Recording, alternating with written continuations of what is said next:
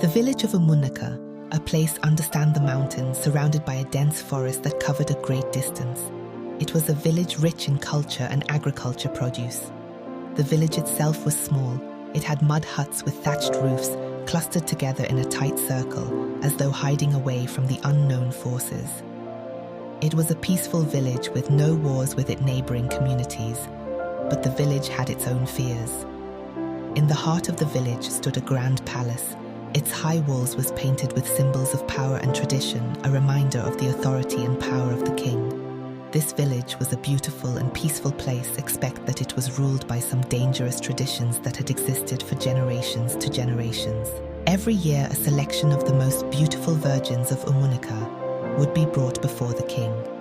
He would choose a few of them to share his bed, and those who failed to get pregnant for him after the mating process would be taken to the evil forest at the edge of the village.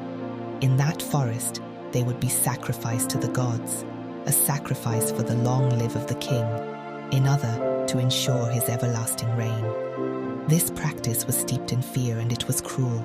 It was a custom that had stained the land with innocent blood of so many virgins. Amaka was known across the village for her beauty. Her skin was like polished ebony, smooth and glowing in the light of the sun, and her eyes were always shining like two dark pools in the night sky. Her long, thick hair fell down her back, and her smile was as radiant as the light of dawn. She was the kind of beauty that made the villagers speak in low tones when she passed by, and her every step seemed to draw the attention of everyone around her. But Amaka was more than just her beauty. She was a girl of fierce spirit and self-will. She refused to be subjected by the chains of tradition. She was in love with Prince Obinna, the king's son, a young man who also hated the evil practices of their people. Prince Obinna was different from his father. He was kind, brave, and was determined to bring change to the village. He was determined to help Umunnaka to get rid of the dark rituals that had ruled them for far too long. Amaka and Obinna's love had grown in the secret. They would always meet by the river at dusk under the branches of the ancient Iroko tree that had stood watch over the village for centuries. There, they spoke of their dreams for a better future for Umunnaka. "Obinna, my love, we have to find a way to free our people from this evil," Amaka lamented. "We will find a way around it, my dear." Prince Obinna replied, comforting Amaka. Their love was threatened by the very tradition they wanted to go against. Soon the selection ceremony process was drawing closer. Amaka was gripped with so much fear. She knew the king had shown an interest in her. His eyes were on her with so much hunger that made her skin crawl. On the day of the selection, and the village gathered, drums echoed through the air, their rhythmic beats, which is a call for unity in palace. All the village women, young and old, whispered among themselves, some of their eyes looking nervously toward their daughters. They were also praying that her child would not be chosen. Some of the men stood silently. Though they were not in support of the custom, they dared defy the king's will. Amaka stood among the other girls. Her heart was racing. She wore a simple white wrapper, as tradition demanded, and her hair was adorned with cowries. She could feel the weight of everything upon her, but her mind was far away, with Prince Obinna. He had begged her to leave the village with him to escape their terrible fate, but Amaka had refused. She loved her village despite their errors, and she believed that change would soon come, that they could end the darkness soon. The king sat upon his throne, a man of immense power and cruelty. His robes were made of the finest animal skins, and his crown glistened with gold and precious stones. His eyes swept over the girls before him. His gaze fell on Amaka. Slowly he began to make his selections.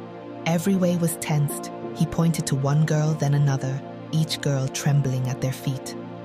Finally, he came Amaka. He smiled and he raised his hand and picked Amaka. The world seemed to stop. Amaka felt as though the ground had been pulled out from under her. Her heart began to sink. The whispers of the crowd grew louder, and the other girls exchanged glances of pity and relief. Amaka had been chosen. But before the king could utter another word, a voice rang out. "No!" It was Prince Obinna. He came forward. He was angry. The villagers gasped, for it was something that had never happened.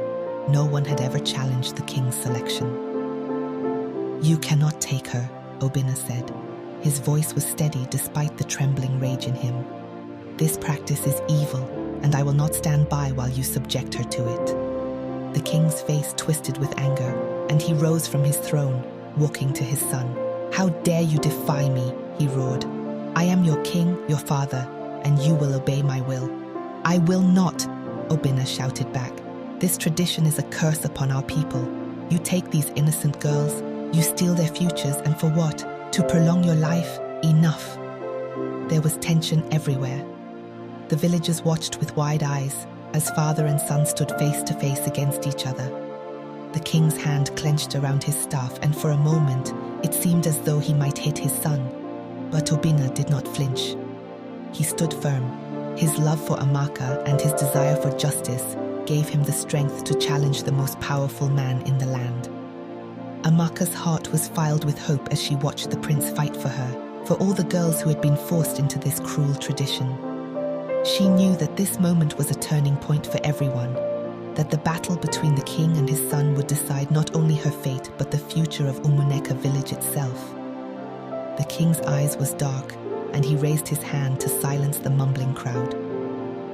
"If you dare challenge me, then you must face the consequences," he said. "Tomorrow at dawn we will settle this. You will either yield or fight for her in the arena." Now, the fate of the village hung in the balance. Will Prince Obinna defeat his father and reclaim his love? Watch out for part 2.